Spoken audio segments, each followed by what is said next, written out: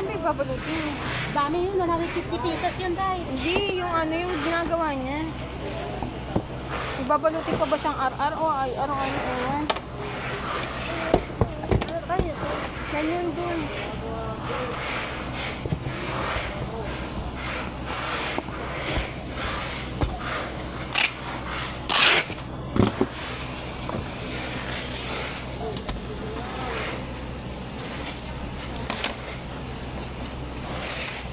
Iyan mo siya kung ano na, ano na kayo dito sa kasada.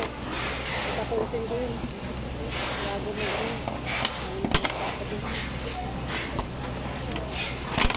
Ano naman na siyang ano, ayaw naman siyang, ano to? Buwan niya. Hindi na sa atin. Nabigyan niya. Ang maigit.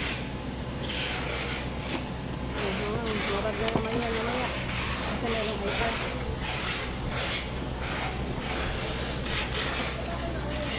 Pwede na pagawa mo lang kami. Wala naman siya ginagawa.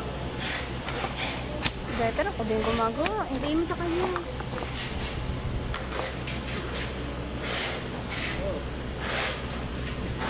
Buti nga wala akong POL ngayon. Mamaya pa yun. At sakit pa kanya. Habang nag-IR ko.